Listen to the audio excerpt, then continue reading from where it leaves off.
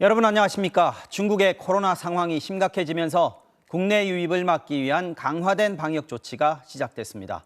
단기 비자 발급을 제한하면서 중국 관광객에 사실상 문을 걸어 잠갔고 중국에서 들어오는 사람들은 오늘부터 전원 PCR 검사를 받아야 합니다. 인천공항에 나가 있는 취재기자 연결하겠습니다. 자, 정혜인 기자, 공항 PCR 검사 한동안 중단됐었는데 다시 시작됐네요. 네, 입국 뒤 검사 의무가 사라진 지 약 석 달 만에 공항 입국객 PCR 검사소가 다시 문을 열었습니다. 조금 전 저녁 7시쯤 중국에서 날아온 마지막 비행기가 도착했고요. 지금도 검사가 진행되고 있습니다. 입국자들은 검사를 받은 뒤 건물 안쪽 대기소에서 결과가 나올 때까지 기다려야 하는데요. 대략 3-4시간 정도 걸리고 있습니다. 오늘 중국에서 들어온 사람은 1000여 명입니다. 오후 5시 기준으로 이 가운데 증상이 있는 사람과 단기 체류자 208명이 공항에서 검사를 바로 받았고요. 13명이 양성 판정을 받았습니다. 아직 검사 전이거나 결과가 나오지 않은 사람들이 있어 확진자는 더 늘어날 것으로 보입니다. 이들은 별도로 준비된 차량을 타고 격리시설로 바로 이동했다고 방역당국은 밝혔습니다. 입국장에서 검사소로 향하는 동선이 따로 분리돼 있지 않아 혼선이 빚어지기도 했고요. 일부 입국자들은 입국 절차가 길어지면서 불편함을 호소하기도 했습니다. 有很多不方便的地方，比如说我们的出行，在出行的时间上面的话，它可能会增加到2倍的时间。 중국에서 들어온 내국인이나 장기 체류자들은 입국 1일 이내에 거주지 보건소에서 검사를 받고 결과가 나올 때까지 자택 대기를 해야 합니다. 사흘 뒤인 5일부터는 입국 전 코로나 검사도 의무화해 48시간 이내 PCR 검사 결과 또는 24시간 이내 전문가용 신속 항원 검사 결과도 제출하도록 했습니다. 또 오늘부터 한 달간 관광 비자 발급도 중단됩니다. 사실상 중국인 관광을 막은 건데요. 사전에 비자를 발급받은 사람들도 있어 당분간 하루 평균 1000여 명이 인천공항을 통해 입국할 것으로 전망됩니다. 오늘 현장을 찾은 한덕수 국무총리는 필요하다면 대기 장소도 즉각 늘리고 필요 인력도 바로 투입될 수 있도록 초경계 태세를 유지하겠다고 밝혔습니다. 지금까지 인천공항에서 전해드렸습니다. 새해를 맞아 한국을 찾으려던 중국 교민이나 여행객들은 혼란스러운 상황입니다. 정작 중국에선 오랫동안 걸려있던 코로나 빗장이 드디어 풀렸는데 중국 내 코로나 상황이 다시 심각해지면서 해외에서 빗장이 걸렸기 때문입니다. 베이징에서 조희영 특파원이 전해드립니다. 중국 베이징 서우두 국제공항. 여행 가방을 든 사람들로 오랜만에 북적입니다. 거의 대부분은 국내 여행객입니다. 중국 내 이동 규제가 사실상 사라지면서 국내 여행은 많이 회복을 한 모습입니다. 이들 중 상당수는 조만간 해외여행을 계획하고 있다고 말했습니다. 하지만 중국인들의 해외여행은 쉽지 않을 전망입니다. 한국과 일본 등 세계 각국이 중국발 입국자에 대한 방역을 강화하고 있기 때문입니다. 공항에서도 국제선 쪽은 아직 열려있는 카운터가 없습니다. 今年是有计划去国外旅行的。对你的计划有影响吗？可能要到今年下半年，所以到时候再看疫情，然后各个国家的政策吧。 중국의 방역 완화로 한국행을 계획했던 교민들도 난감한 상황입니다. 입국 전에 PCR 검사를 받아야 하는데 정작 중국의 PCR 검사소는 대부분 문을 닫았기 때문입니다. 교민분들이 PCR 검사소 찾는 문의 전화가 12월 말쯤에서 너무 우리 사무국 쪽으로 많이 들어와서 PCR 검사할 수 있는 병원 리스트를 저희 쪽으로 보내주셨어요. 항공업계도 일제히 한중 노선 증편에 나섰다가 일부 노선이 방역 문제로 무산되면서 판매했던 좌석을 취소하기도 했습니다. 중국의 코로나 실태는 여전히 심각합니다. 관영 매체들은 발열 환자가 줄고 있다고 보도하고 있지만 감염자가 정점에 달한 이후 2-3주의 시차를 두고 위중증 환자가 급증할 가능성이 큽니다.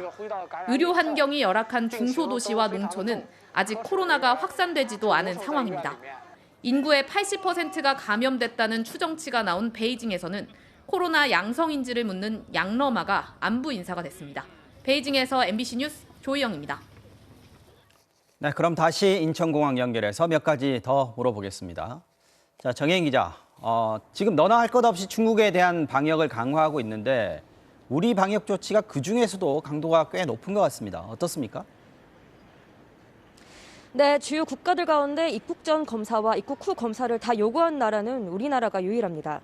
정부가 이렇게 방역 수위를 높인 건요, 먼저 최근 해외 유입 확진자 가운데 중국발 입국자의 비중이 크게 늘었기 때문입니다. 최근 2달 사이 16배 넘게 급증했는데요. 일상 회복의 마지막 고비가 중국발 확산이 되는 걸 막겠다는 겁니다. 특히 중국이 최근 짧은 기간에 확진자가 폭증하면서 기존의 백신이나 치료제가 듣지 않는 새로운 변이가 나타날 수 있다는 우려가 나오고 있는데요.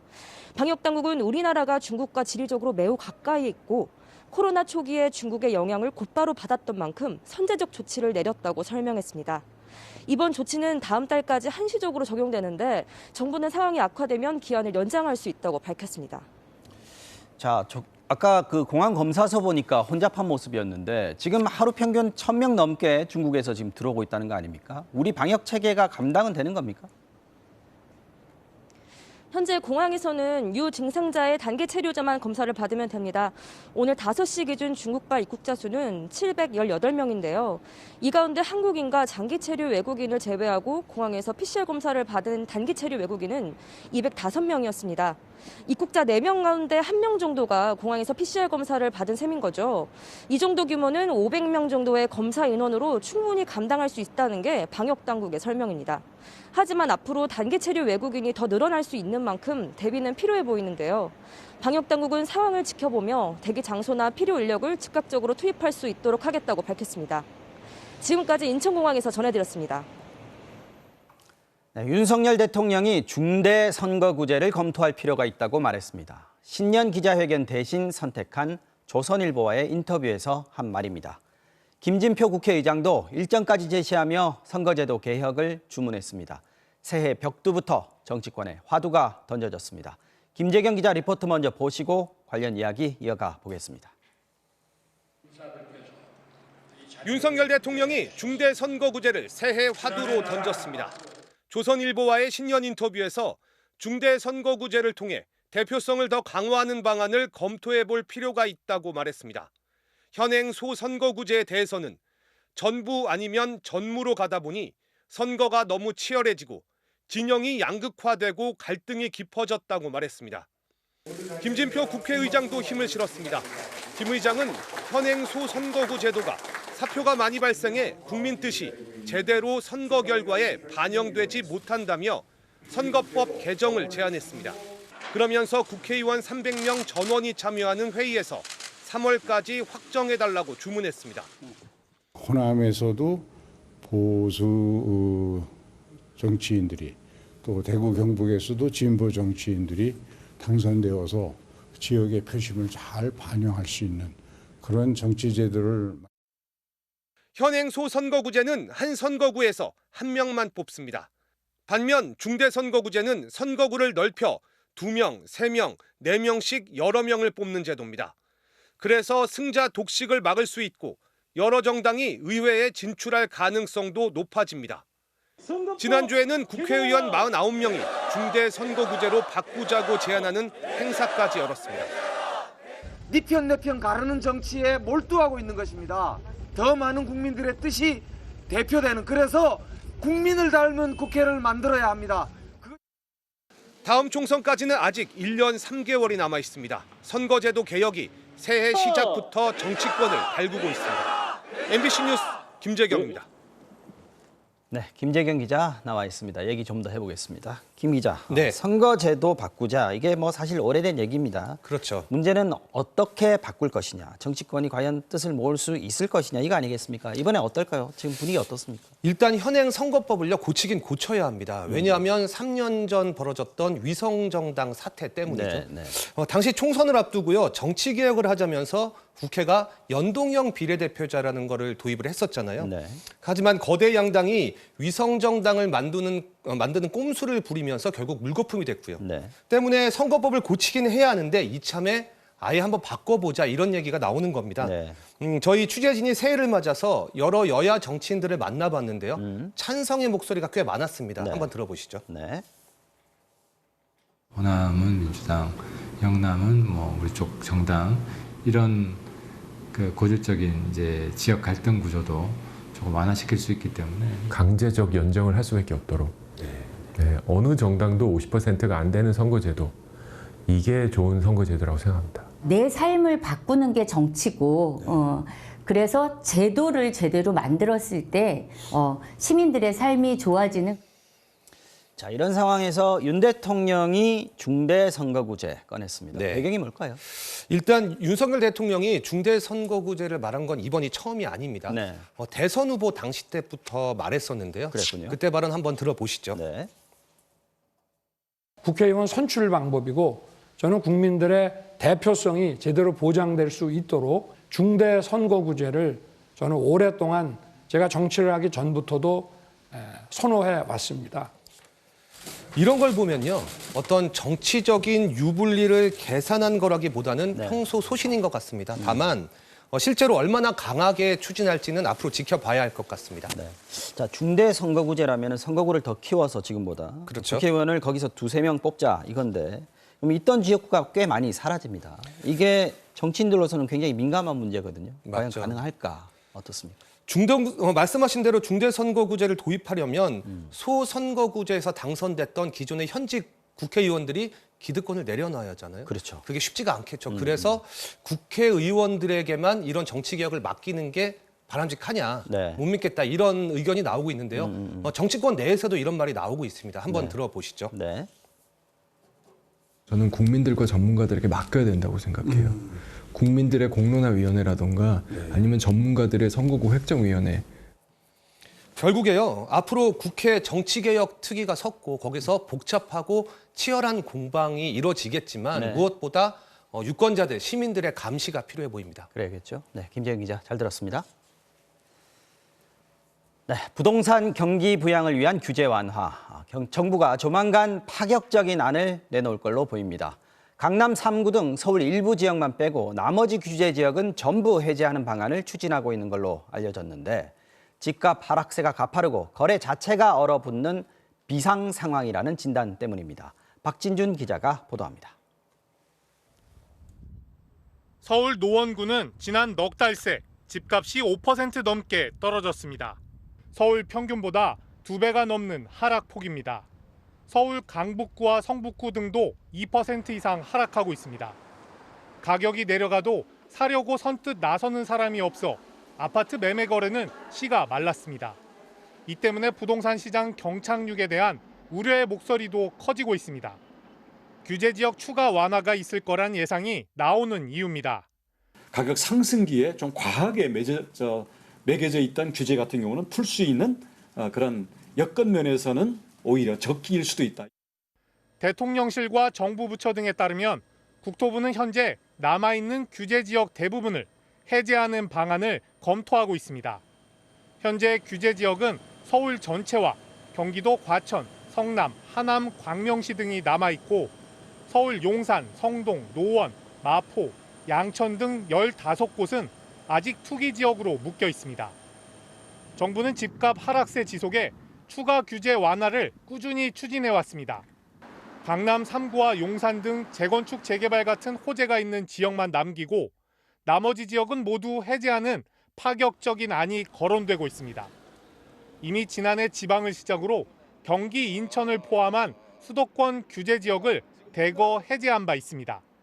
지금 무엇보다도 거래가 상당히 상실이 돼서 주택 시장이 지금 왜곡되어 있는 상태이기 때문에 거래 활성화를 위해서 그런 부분들을 완화해 줄 필요가 있거든요. 만약 규제 지역에서 제외되면 종합부동산세와 양도소득세 중과가 배제되는 등 세금 부담이 대폭 줄어듭니다.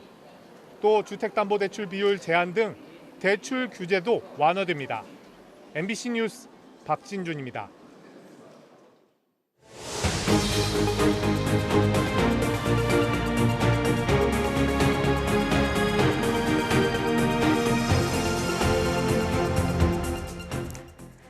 (2023년) 첫 번째 월요일인 오늘 주식시장도 문을 활짝 열었습니다. 새해에 대한 기대감으로 증시가 상승하는 이른바 1월 효과를 기대했지만 주가를 끌어올리기에는 역부족이었습니다.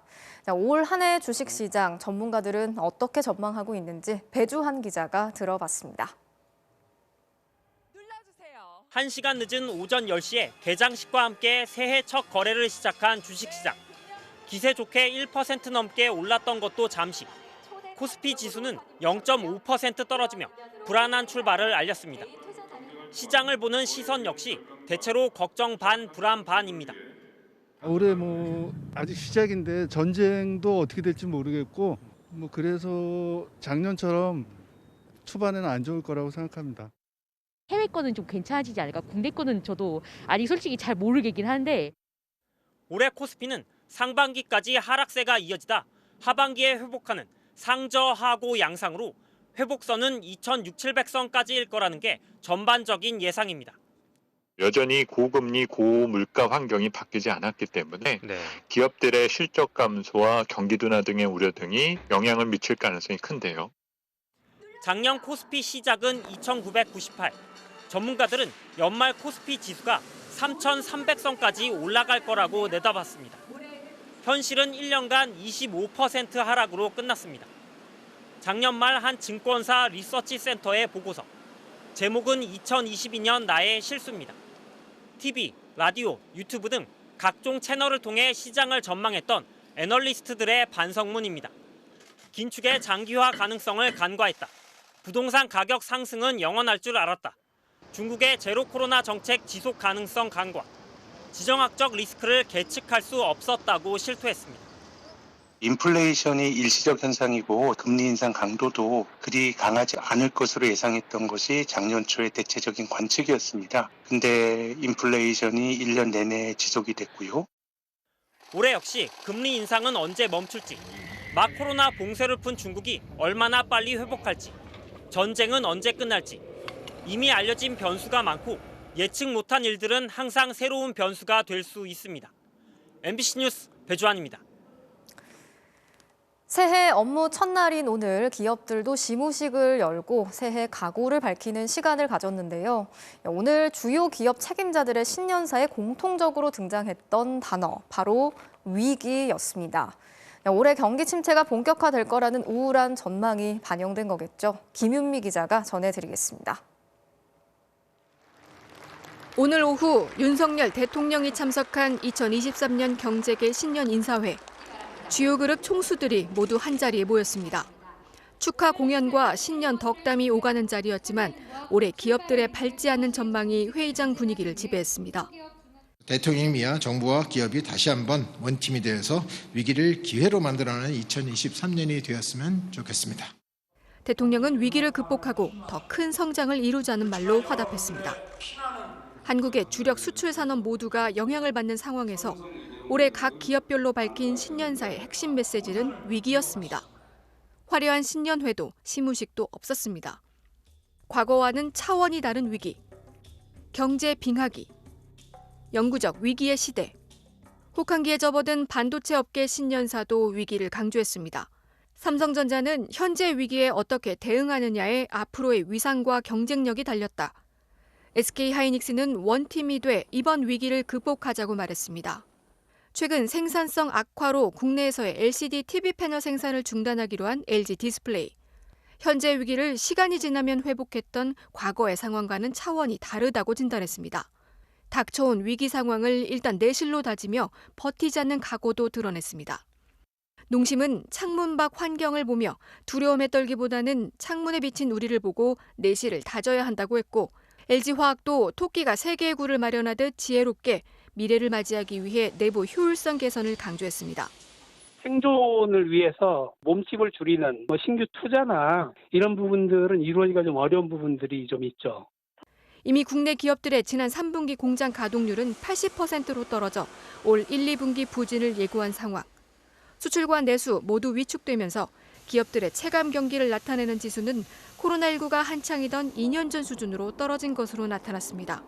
목표대로 영업이익을 달성한 것 같냐는 질문에는 2천여 개 기업들 중 절반 이상이 달성하지 못할 것으로 본다고 답했습니다. MBC 뉴스 김윤미입니다.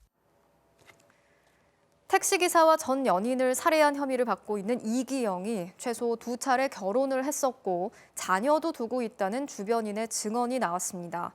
경찰은 5년 전 결혼 상대자였던 여성의 신변을 확인하고 추가 수사를 이어가고 있는 것으로 전해졌습니다. 김태훈 기자가 단독 취재했습니다. 나비 넥타이 차림을 한 이계영이 웃으면서 식장 안으로 들어옵니다. 서약서를 읽고 여성의 손에 반지를 끼워주기도 합니다. 이계영은 최근 경찰 조사에서 과거 결혼했다 헤어진 적이 있다며 5년 전 결혼한 여성의 존재를 언급한 것으로 확인됐습니다. 경찰 관계자는 취재팀과의 통화에서 해당 여성의 안전 여부를 즉시 확인했다며 특이 사항은 없었다고 전했습니다. 취재팀은 이 결혼식에 참석했던 이계영의 지인과도 연락이 닿았습니다. 예전 직장 동료였던 이 지인은 당시 이계영은 초혼이 아니라 재혼이었다며 처음 결혼한 상대와는 아들까지 두고 있었다고 전했습니다. 집에를 제가 잘 안 들어갔어요. 어린이집도 데리러 와야 되는데 데리러 가지도 않고 몇 번 그랬나 봐요. 자주 싸우더니 다른 여자를 만나가지고 결혼한다고 그러더라고요. 이혼하자마자. 이에 대해 경찰은 이계영의 재혼 여부 또 자녀가 있었는지 여부는 아직 확인되지 않았다며 관련 수사를 진행하고 있다고 밝혔습니다. 경찰은 최근 1년간 이계영과 통화하거나 메시지를 주고받은 380여 명의 신변을 확인했고 남은 확인 대상은 10여 명이라고 덧붙였습니다. 한편 이계영이 과거 음주운전 전과만 4차례, 이 중 2차례는 실형을 선고받은 사실이 드러난 가운데 평소에도 음주운전을 시도했다는 증언이 추가로 나왔습니다. 핸들 잡고 대리운전 부르라고 해도 그냥 가버린 적 몇 번 있어요. 경찰은 음주운전 누범 기간이었던 이계영이 가중 처벌을 우려해 택시기사를 살해했을 가능성을 살펴보고 있습니다. 일각에선 알코올 의존증 가능성까지 제기됐는데 이계영은 택시기사 살해 닷새 후에도 술에 취한 채 시민들을 폭행하는 모습이 CCTV에 포착된 바 있습니다. 경찰은 지난 주말 이계영을 상대로 사이코패스 검사를 진행했고 모레 이계영을 검찰에 송치할 계획입니다. MBC 뉴스 김태현입니다. 지난주 전국에서 비행체를 목격했다는 제보가 잇따르는 등 소동이 일었던 군의 고체 추진 발사체, 그 시험 발사 영상이 공개가 됐습니다. 1차 발사 때와는 달리 2단부터 4단까지 엔진 연소에 성공하는 등 기술적인 진전을 이룬 것으로 확인이 됐는데요. 국방부는 이르면 2년 뒤쯤에 실제 초소형 위성을 쏘아 올린다는 계획입니다. 홍익표 기자가 취재했습니다. 어둑해지는 서해 해상시험장. 섬광과 화염 속에 로켓이 하늘로 솟구쳐 오릅니다. 마치 거대한 불꽃이 짙은 연기를 내뿜는 듯한 모습입니다. 한때 미확인 비행체로 오해받았던 고체 추진 우주 발사체의 2차 시험 발사 장면입니다. 이윽고 대한민국이라고 쓰인 덮개가 분리되며 페어링 분리에 성공한 로켓은 조금 뒤 연료를 태우며 로켓을 밀어올린 2단 추진체 분리에 들어갑니다. 곧이어 3단 추진체가 불꽃을 내며 연소를 시작하고 궤도에 위성을 보내기 위한 상단부 4단 추진체도 점화에 성공합니다. 실제였다면 정찰 위성이었을 모형 위성체의 분리까지 정상적으로 이루어졌습니다. 우리 군은 우주를 포함한 국방력 강화에 계속 매진하겠습니다. 실제로 지난해 3월 1차 발사에서는 단 분리 등에는 성공했었지만 이에 더해 3단과 4단의 엔진을 점화시켜 추진체 능력을 확인한 건 이번이 처음입니다. 2년 뒤에 위성을 저궤도로 올리려면 최종 개발 단계로 평가받는 1단 추진체까지 탑재한 시험이 필요합니다. 1단 대형 로켓을 개발해야 되는데 이게 어려운 기술이에요. 중력을 극복하고 공기층을 지나서 올리는 게 굉장히 중요한 거죠. 그만큼 속도를 주려면 추력이 세야죠. 특히 1단 추진체의 엔진 설계도 완성 단계인 만큼 몇 차례 연소 시험을 거쳐 추가 비행 시험도 이어질 것으로 보입니다. MBC 뉴스 송희표입니다. 우리 군이 북한의 핵과 대량 살상 무기 위협에 대한 대응 능력을 획기적으로 강화하겠다면서 합동참모본부에 전담 대응 조직을 신설했습니다. 내년에 이 조직을 별도의 전략사령부로 키우겠다고 공식화했는데 전략적인 효율성이 떨어질 수 있다는 우려와 함께 평가가 엇갈리고 있습니다. 정동훈 기자가 이 소식 전해드리겠습니다. 축구장 서너 개의 면적을 초토화시킬 수 있는 탄도미사일 현무. 현재 육군 미사일 전략사령부가 운용 중입니다. 북한 방공망을 뚫고 들어갈 수 있는 F-35 스텔스 전투기는 공군 작전사령부가, 잠수함 탄도미사일 SLBM 탑재가 가능한 전략 잠수함은 해군 작전사령부가 각각 운용하고 있습니다. 모두 북한의 핵과 대량 살상 무기에 대응하기 위한 3축 체계 핵심 전략 무기들인데 유사시 합참 지휘를 받아 각 군이 직접 운용하게 됩니다.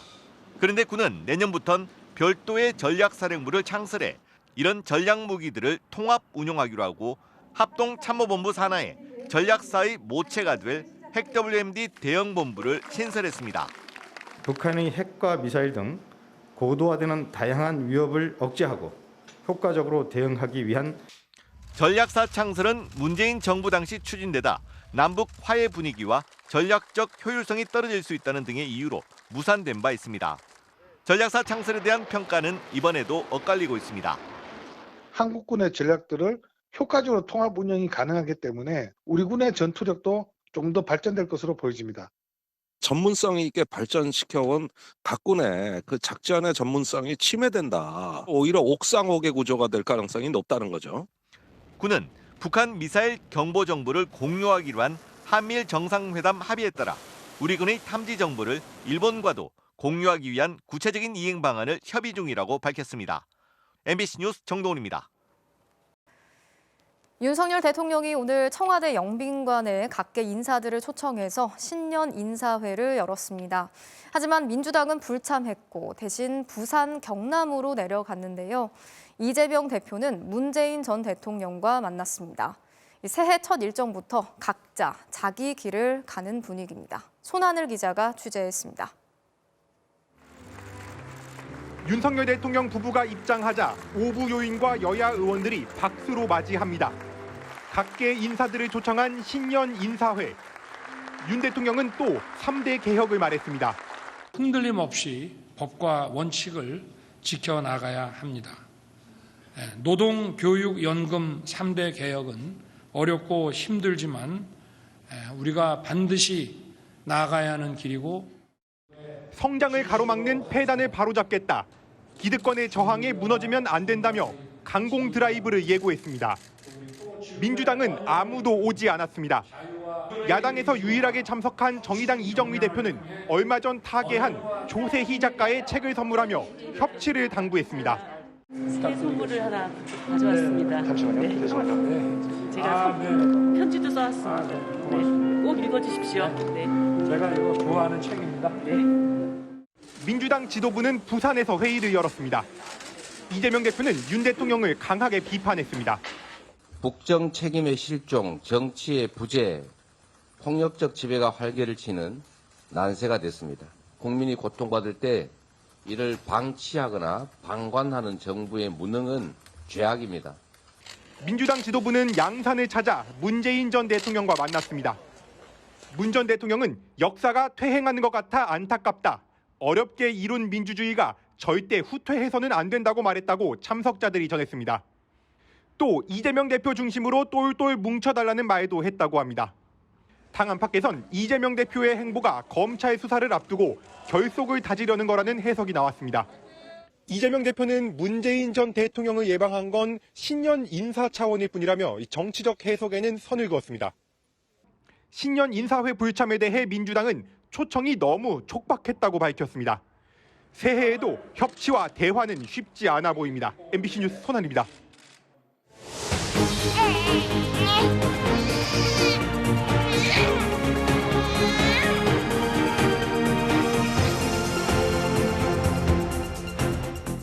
러시아는 새해 들어서도 우크라이나를 향해 대규모 공습을 이어가고 있습니다.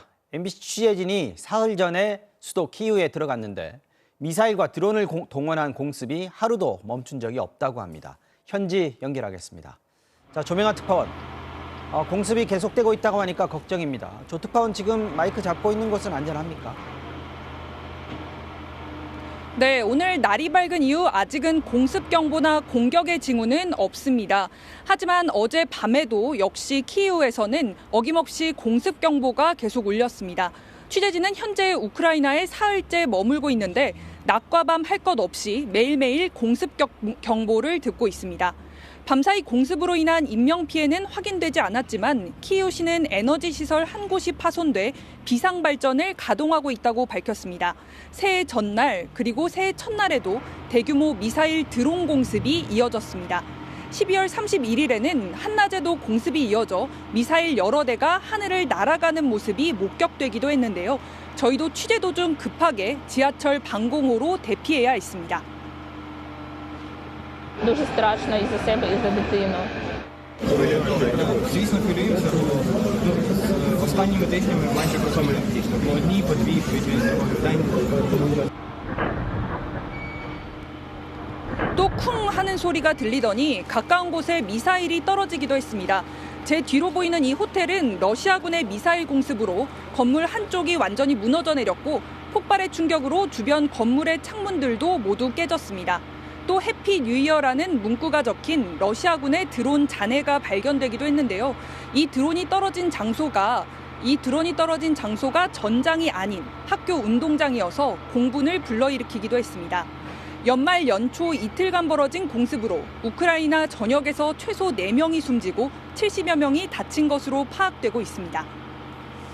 자, 연말연시에 계속해서 공습이 이어지고 있는 건데 전쟁이 결국 해를 넘기고도 계속되네요. 그곳 시민들 참 힘들겠습니다. 네, 전쟁으로 모든 것을 잃어버리고 앞날을 기약하기 힘든 암울한 상황인 건 맞습니다. 그래도 가족과 함께 새해를 맞이하고 싶다는 소박한 꿈까지 사라지지는 않았는데요. 저희가 여기에 와서 듣고 목격한 사연들을 전해드리겠습니다. 키이우로 향하는 버스. 새해를 맞아 집으로 돌아가는 피난민들로 가득 찼습니다.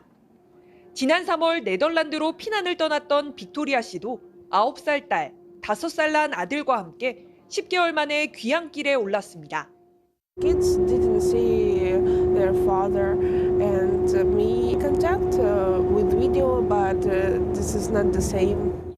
고향은 아직도 공습이 이어지는 자포리자. 위험하다는 걸 잘 알지만 가족을 보고 싶은 마음이 더 간절합니다. Afraid because in Ukraine still dangerous, but we want to see our family. 키이우의 중심 소피아 광장.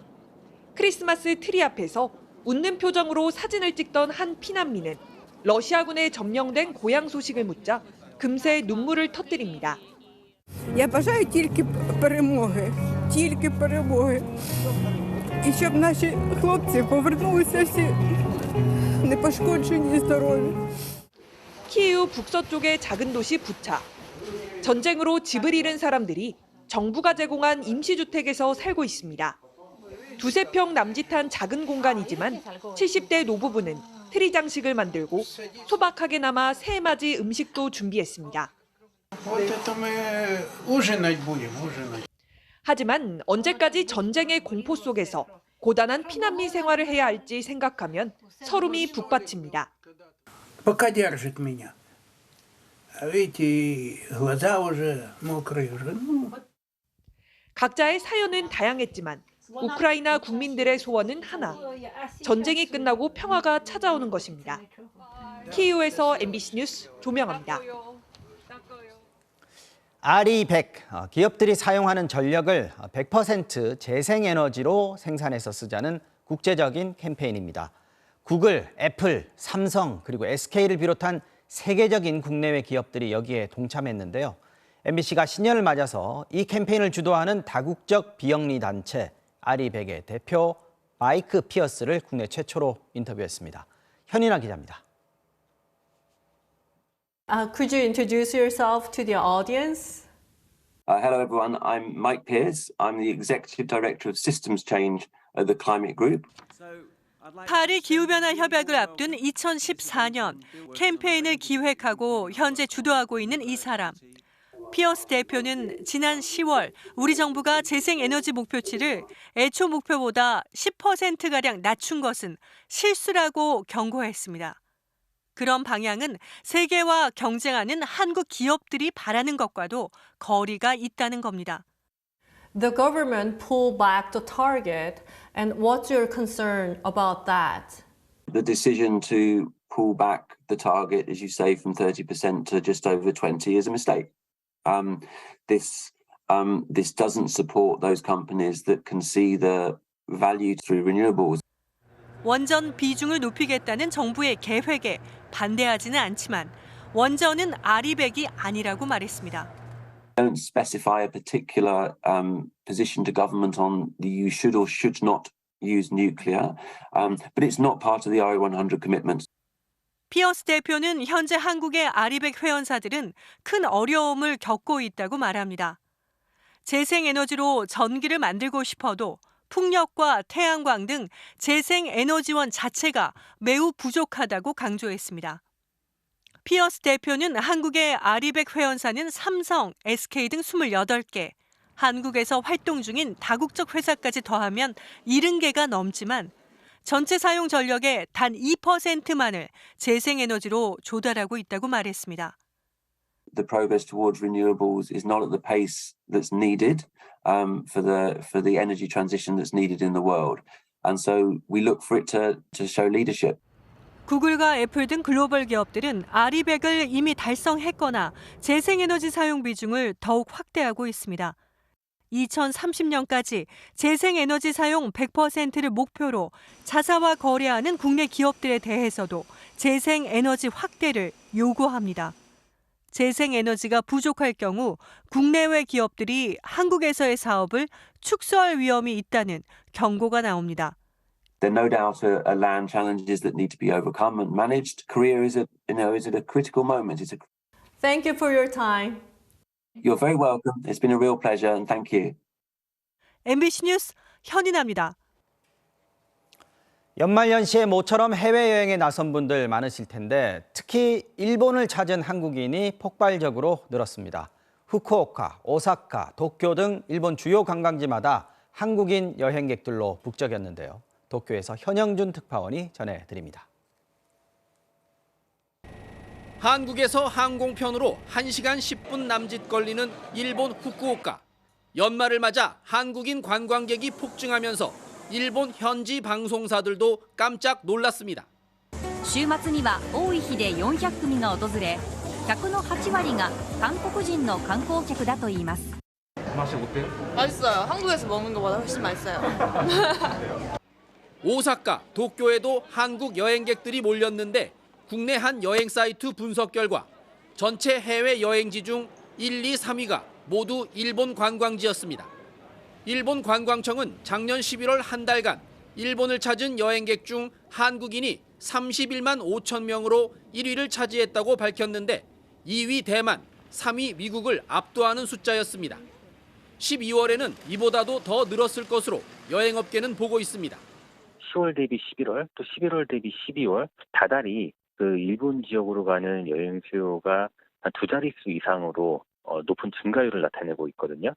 비행 시간이 짧고 무엇보다 엔저 현상으로 여행 비용이 싸다는 게 일본을 찾는 가장 큰 이유였습니다. 제주도 이런 데 갔을 때는 식사 비용이 생각보다 비싸가지고 비싸다는 느꼈는데 일본 와서는 오히려 엔화를 좀 계산을 해보면은 오히려 생각한 것보다 더 저렴하다라고 느껴져요. 일단 비행 시간이 짧은 것도 있었던 것 같고요. 그리고 엔저도 좀 이렇게 아무래도 우리나라랑 물가도 비슷하면서 충분히 즐길 수 있어가지고. 3년 만에 연말연시 해외 여행에 나선 우리 국민들이 상대적으로 부담이 적은 일본을 목적지로 정한 경우가 많았습니다.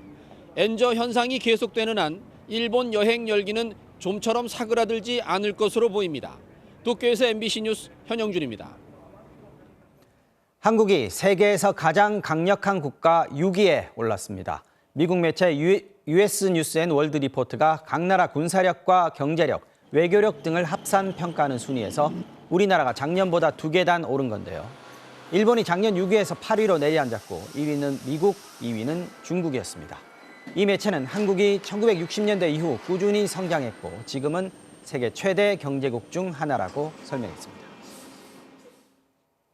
새해 첫날부터 음주운전 사고가 전국에서 잇따랐습니다. 만취한 상태에서 차를 몰아 건물에 돌진하는가 하면 터널 안에서 차를 잇따라 들이받아 큰 사고로 이어질 뻔한 아찔한 순간도 있었습니다. 우종훈 기자가 취재했습니다. 건물 로비에 검은색 차량이 부서진 채 멈춰서 있고 주변에는 칸막이며 책상, 의자가 나뒹굴고 있습니다. 검은색 차는 건물 현관 출입 유리문 2개를 뚫고 건물 안으로 돌진했습니다. 밖에 있던 대형 화분을 몰고 이곳 복도까지 돌진한 차량은 보시는 것처럼 벽과 문을 들이받고서야 멈춰섰습니다. 새벽 4시, 광주 5.18 기념문화센터 정문은 아수라장이 됐습니다. 저도 그런 장면을 처음 봤죠. 무슨 그 폭격이나 당한 듯한 그런 정말 장면을 보고 정말 저도 아찔했습니다. 40대 운전자는 주차하려다 사고를 냈다고 말했지만 조사 결과 당시 면허 취소 수준의 만취 상태였습니다.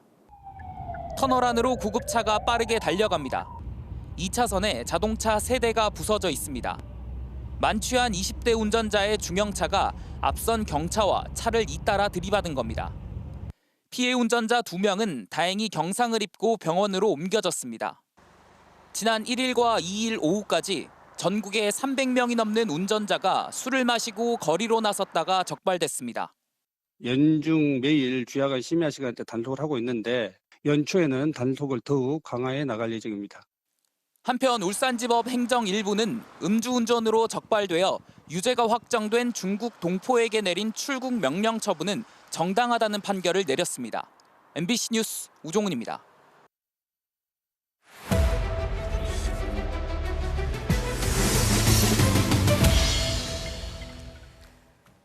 네, 올 한 해 MBC는 인구 절벽 문제를 집중적으로 보도해드릴 예정인데요. 지방 소멸의 현실은 초등학교 예비 소집 현장에서도 나타나고 있습니다. 한 지역에서는 올해 초등학교 절반 이상이 신입생 수가 10명도 채 되지 않는다고 합니다. 이창익 기자가 취재했습니다. 전주 시내 한 초등학교. 올해 처음 학교에 나오는 1학년 학생들이 예비 소집에 나왔습니다. 2016년에 출생한 만 6살 아동부터 대상입니다. 아기가 학교에 적응 잘할까 첫 번째는 그거고 코로나 때문에 조금 아직 마음이 안 놓여서. 북적거리던 예전 예비 소집 교실의 모습은 옛말. 코로나19 영향이 크지만 신입생도 부쩍 눈에 띄게 줄었습니다. 전주의 신시가지에 비교적 규모가 큰 학교지만 학생 감소를 피할 수는 없습니다. 도심에 있는데도 올해도 한 10명 정도 줄고 해마다 이렇게 조금씩 줄어드는 것 같아요. 실제 올해 전북 초등학교 가운데 215곳, 절반이 넘는 학교의 신입생 수가 10명이 채 안 되는 것으로 나타났습니다. 전북 임실, 군산 지역 등에는 신입생이 아예 없는 학교도 4곳이나 됩니다. 출생률 감소는 곧 학교 소멸. 올해 전북 초등학교 입학생 수는 12,792명으로 1년 새 1,200여 명이 줄어 거의 10%가 감소했습니다. 농촌 유학이 지역학교 활성화 대책으로 나왔지만 얼마나 효과가 있을진 미지수입니다. 농촌 유학을 통해서 학생 수 유입과 농산어촌 학교의 활성화에 기여할 것으로 생각하고 있습니다. 교육당국은 3년 뒤인 2026년에는 신입생 수가 9,401명으로 사상 처음 10,000명 이하로 줄어들 것으로 전망했습니다. MBC 뉴스 이창익입니다. 보행이 불편한 한 할아버지를 망설임 없이 업고 길을 건너는 한 청년의 모습이 카메라에 포착됐습니다. 이런 장면을 눈앞에서 볼 수 있는 것 자체가 큰 기쁨이었다면서 한 시청자분께서 저희 MBC에 영상을 제보해 주셨는데요. 이렇게 작은 선행으로 이웃의 마음을 따뜻하게 물들이는 이런 훈훈한 소식들 새해엔 더 자주 전해드릴 수 있었으면 좋겠습니다. 고은상 기자가 전해드리겠습니다. 경기도 고양시 능곡역 부근. 보행 신호가 빨간불로 이미 바뀌었는데 횡단보도 중간쯤에 한 노인이 있습니다. 워낙 걸음이 느리다 보니 마치 서 있는 것처럼 보일 정도. 운전자는 노인이 횡단보도를 무사히 건널 수 있도록 잠시 차를 멈췄습니다. 유턴을 해야 되는데 앞에 할아버님 한 분이 횡단보도를 엄청 느리게 이제 건너가고 계셨어요. 기차가 빨리 와서 할아버지가 다치실 수 있으시니까 이제 차량으로 차선을 막고 있었는데 운전자는 보행 신호로 바뀌고 나서야 천천히 움직였는데 그때 한 청년이 나타나 노인을 번쩍 엎더니 성큼성큼 앞으로 걸어갑니다. 다른 행인들도 힘을 보탭니다.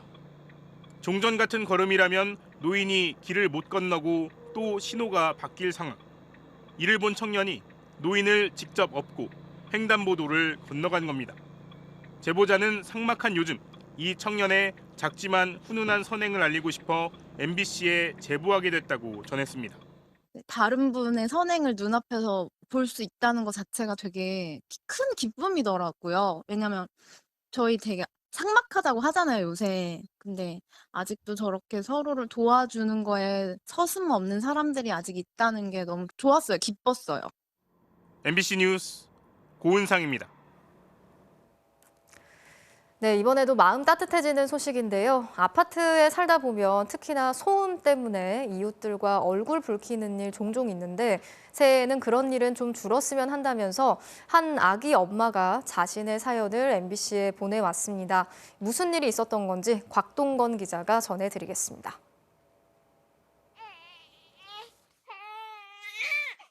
태어난 지 한 달도 안 된 아기. 태명은 복숭이입니다. 잘 먹고 잘 자지만 밤낮 없이 울어대기 일수. 복숭이 엄마 정정선 씨는 걱정이 많았습니다. 오래된 아파트라 평소에도 옆집 소리가 고스란히 들렸기 때문입니다. 옆집도 딸이 아기를 낳아가지고 며칠간 와 있었는데 그때도 아기 소리가 엄청 크게 들리더라고요. 와, 아기 낳아서 오면은 우리도 저렇겠구나. 아기가 울면 이웃이 밤잠을 설칠까 걱정을 했습니다. 어르신들이 많이 사시는데 새벽에 일을 많이 나가신단 말이에요. 하루 종일 울고 있어서 너무 신경 쓰였어요. 고민 끝에 정선 씨는 정성껏 쓴 편지와 선물을 이웃집 앞에 놔뒀습니다. 아기가 밤낮이 없어서 너무 죄송하다고 얼른 키우겠다고 그렇게 붙여서 드렸어요. 그런데 그 뒤 정선 씨네 문 앞엔 선물과 함께 답장이 놓여 있었습니다. 지금 아기 울음소리는 반가운 소리라며 얘기해줘 고맙고 건강하게 잘 키우라는 윗집.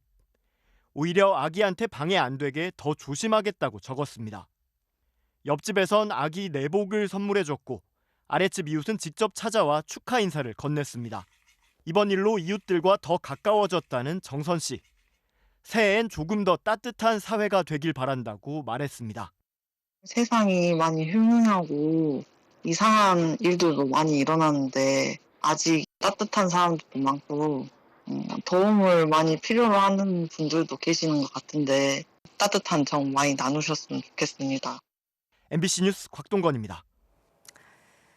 네, 올해는 토끼의 해죠. 12간지 중에서도 특히 귀여운 외모를 자랑하는데요. 기업들도 토끼의 이미지를 활용해서 다양한 제품들을 내놓고 있습니다. 꽁꽁 얼어붙은 소비자들의 마음을 녹일 수 있을지 남효정 기자가 취재했습니다.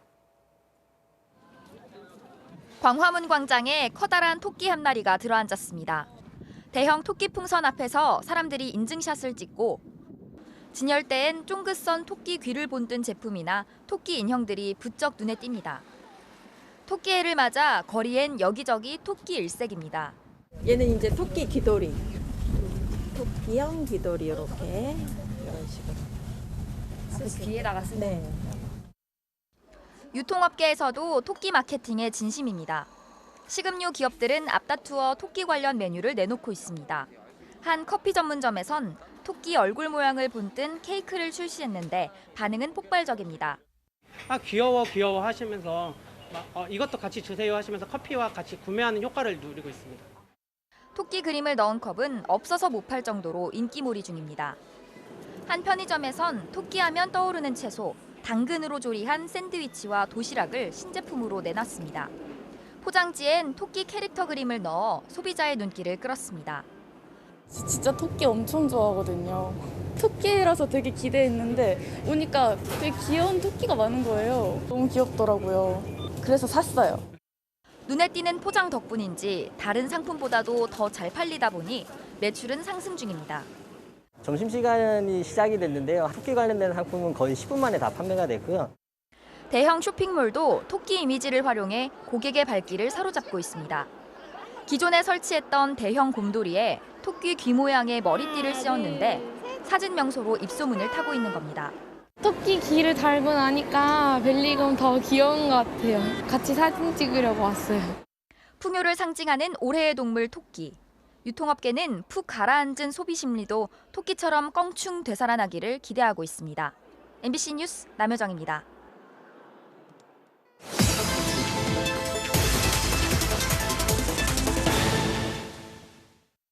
바로간다 사회팀 구나연 기자입니다. 취약계층이 보내는 위기 신호를 알아채지 못한 수원 세모녀 사건과 신촌 모녀 사건, 올해엔 없어야 할 텐데요. 연말연초를 맞아 복지사각지대 발굴에 더 바빠진 사람들이 있습니다. 바로 가서 함께 다녀보겠습니다. 서울 성북구의 한 재개발 예정지. 지역 주민인 자원봉사자 2명과 동네를 돌아보기 시작했습니다. 이쪽으로 가십시다. 여기서부터 좀 사는 게 힘드신 분들이 많아요. 골목이 좁아지면서 오르막길이 시작되고 여기가 힘들어, 여기가. 이런저런 쪽지가 붙어있는 대문이 보입니다. 10월까지 가스 사용량을 측정하지 못했고 안전점검도 못했으니 연락달라는 메모입니다. 이게 지금 11월 3일까지잖아요. 여기 주민센터에다가 연락해가지고 한번 보라게 해야 되겠네. 골목길 끝자락에 있는 또 다른 집. 이 집이 문제다, 이 집. 역시 가스 미검침 메모에 우편물까지 수북이 쌓여 있자 또 한 번 긴장합니다. 이상하다. 왜 우편물 많이 쌓여있지? 이것도 다 그냥 붙어있네. 너무 많다. 이런 집은 주민센터에다 연락을 해가지고 구석구석 다니는 봉사자들이 안도의 한숨을 내쉴 때도 있습니다. 이건 연기 나오는 거예요? 아, 이거 저기 도시가스 나오는 거. 아, 여기는 사람이 살고 있다는 증거네. 그럼 여기는 안심이 되는 거야. 이들은 서울 성북구의 위촉을 받아 위기가구를 현장 발굴하는 주민들로 약 석 달간 위기가구 22곳을 찾아냈습니다. 그나마 취재팀이 동행하면서 찾아낸 가구들은 이미 정부의 지원을 받고 있어 복지 사각지대는 아니었습니다. 눈 쌓인 서울 서대문구의 한 골목. 집배원이 복지 서비스 안내가 담긴 복지 등기를 배달합니다. 집배원입니다. 구청에서 복지 근무를 왔고요. 날씨가 그냥 좀 많이 괜찮으셨죠? 배달을 마친 집배원은 펜을 꺼내들더니 위기가구 점검표를 작성합니다. 독촉장이나 우편물이 쌓여 있는지, 집 주변에 쓰레기나 술병이 많이 있는지, 부재 중인데도 TV가 켜져 있는지 등입니다. 위기가구에 징후가 있다고 지목된 가정에 등기를 배달하면서 추가 위험 신호가 있는지 점검해 지자체에 알리는 겁니다. 체크 엄청 빨리 하시네요. 그 환경을 저희가 좀 아니까 그쵸. 체크하시기에는 어렵진 않습니다. 다른 지자체에서도 야쿠르트 판매원들이나 퀵서비스 기사가 위기가구 발굴에 나섰습니다. 지난해 숨진 이른바 수원 세모녀와 신촌 모녀는 여러 위험 신호에도 지자체의 손길이 닿지 않았습니다. 2달마다 500만 건 안팎의 위기가구 정보가 쏟아지지만 4만여 명 수준의 사회복지 공무원으로는 역부족인 겁니다. 발굴만으로는 되지 않는다는 측면을 한번 생각해 봐야 될 것 같습니다. 기술적인 부분만 집중해서는 또 다른 사각지대가 계속 생길 수밖에 없습니다. 위기가구 발굴 시스템을 보다 정교화하고 나아가 발생 자체를 줄일 수 있는 복지 안전망 구축 필요성도 제기됩니다. 바로 간다 구나연입니다. 장애인 권리 예산을 요구하고 있는 전국 장애인 차별 철폐 연대의 지하철 시위에 대해서 서울시와 경찰의 입장이 강경해졌습니다. 전장현은 법원에 조정한 대로 5분 안에 열차에 타겠다고 밝혔지만 서울시 측은 열차 탑승 자체를 차단했습니다. 지윤수 기자가 취재했습니다. 오늘 아침 서울 지하철 4호선 삼각지역. 휠체어에 탄 장애인들이 열차에 다가서지만 경찰의 방패막에 가로막힙니다. 지하철을 타게 해주십시오. 전장현이 장애인 권리 예산의 0.8%만 올해 예산에 반영됐다며 시위를 재개하자 서울교통공사와 경찰이 탑승을 막은 겁니다. 전장현이 지하철 시위를 시작한 뒤 탑승 자체가 차단된 건 처음입니다. 즉시 시위를 중단하고 역사 밖으로 퇴거해 주시기 바랍니다. 공사는 부득이 열차 탑승을 거부할 수 있음을 알려드립니다. 앞서 전장현은 5분을 맞춰놓은 시계를 준비했습니다. 5분 이상 운행이 지연될 때마다 교통공사에 500만 원을 지급하라는 법원의 조정안을 받아들이겠다고 한 겁니다. 탑승할 때까지 대기하도록 하겠습니다. 문을 열면 5분 이내로 잘 탈 수 있도록.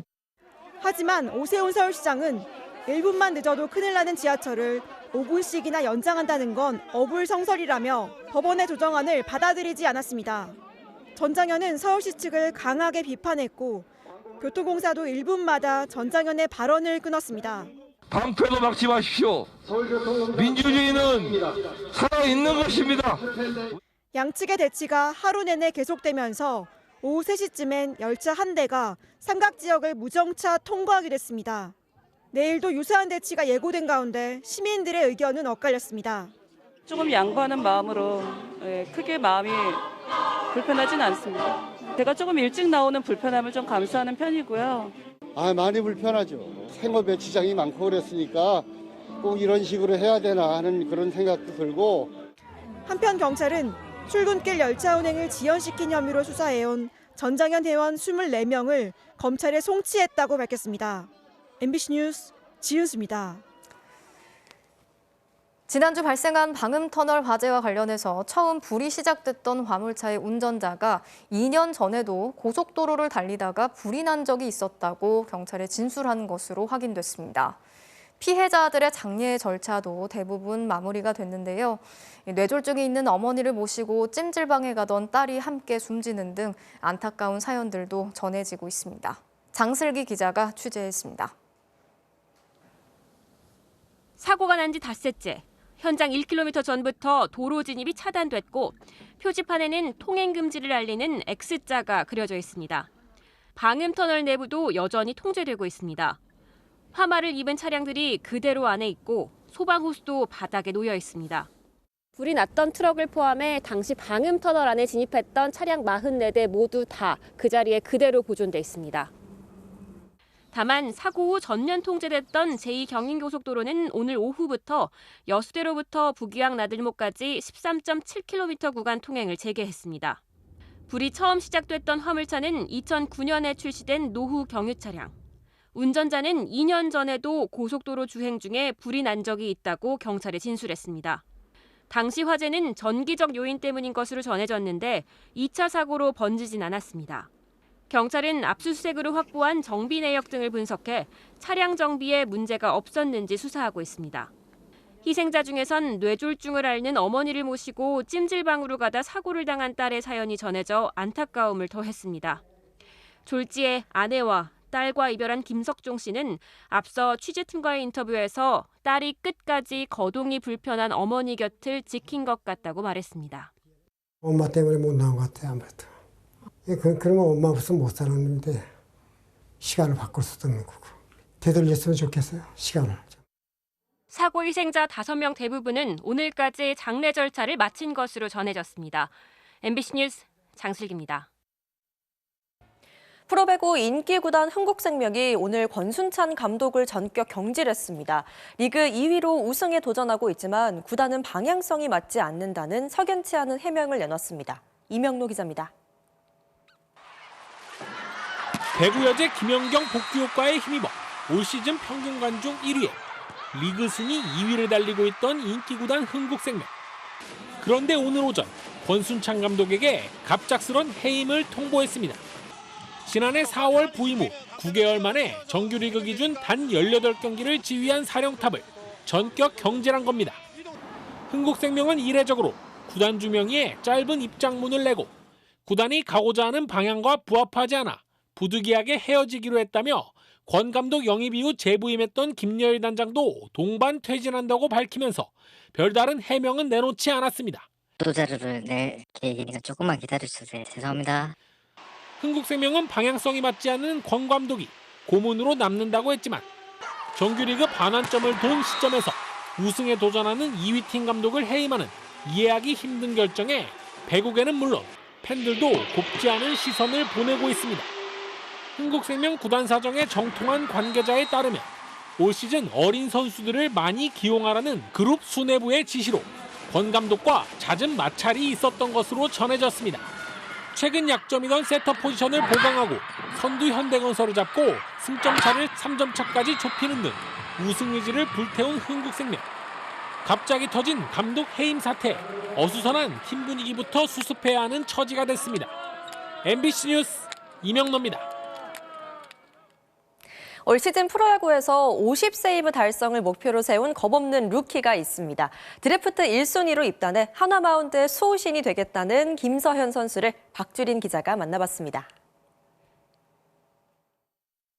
하나이글스는 서울고 투수 김서현 지명하겠습니다. 모두가 예상했던 드래프트 1순위 지명. 이어진 청소년 야구 선수권에서 김서현은 최고 구속 102마일, 시속 164km를 전광판에 찍으며 모두를 놀라게 했습니다. 별일 아니라는 듯한 당사자의 반응은 더 놀라웠습니다. 얘기 들은 거는 99마일이 최고였다고 그랬어요. 몸을 좀 더 근육 좀 올리고 살 좀 찌고 하면 괜찮을 것 같습니다.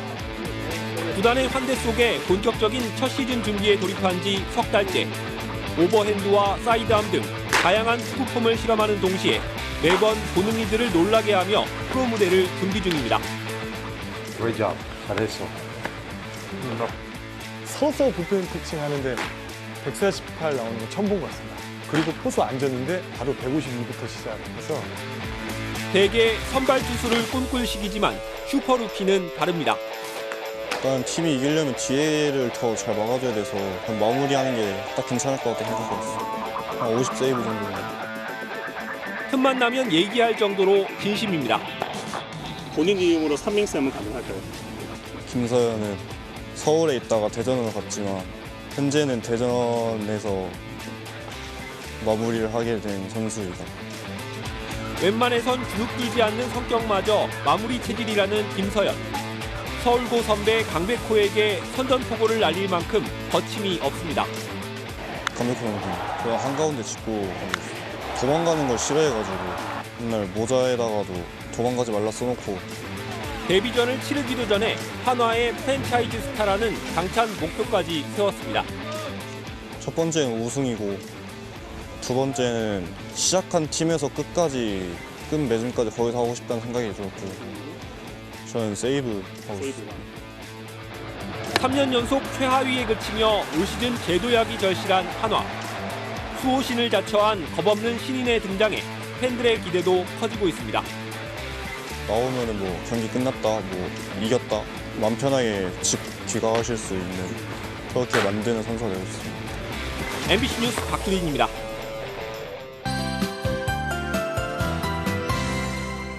네, 새해 첫 일상에 시작된 오늘 추위가 다시 심해졌습니다. 내일 아침 출근길도 옷차림 따뜻하게 해주셔야겠는데요. 한파경보가 발효 중인 철원의 아침 기온은 영하 18도, 서울도 영하 9도까지 떨어져 오늘만큼 춥겠고요. 체감 온도는 이보다 2도에서 5도가량씩 더 떨어지겠습니다. 그나마 이번 한파 오래 가지는 않아서 모레는 한결 누그러질 전망입니다. 다만 대기 건조함이 더 심해졌습니다. 오늘 건조경보 지역이 울진과 강원 중북부 산지로 늘어났고요. 대구 등 경상도 내륙에도 건조주의보가 내려져 있습니다. 여기에 오늘 강원도 미시령 등지에는 순간 시속 40km 안팎의 돌풍도 관측됐는데요. 모레는 바람이 더 강해지겠습니다. 불씨 관리 철저히 해주셔야겠습니다. 내일도 전국이 아닌 종일 맑겠고요. 오전 사이 호남 서해안과 제주 산지에는 눈이 날리겠습니다. 아침 최저 기온은 서울 영하 9도, 광주와 대구 영하 5도로 남부지방도 많게는 6도가량 떨어집니다. 낮 최고 기온은 서울 0도, 대전 3도 등으로 오늘과 비슷하겠습니다. 금요일 오후에는 중부 내륙과 전북에 비나 눈이 오겠는데요. 주 후반에는 추위가 심하진 않아서 비로 내릴 가능성이 더 큽니다. 날씨였습니다. 새해 첫 월요일에 전해드린 뉴스데스크 마치겠습니다. 새해에도 함께해 주신 여러분 고맙습니다.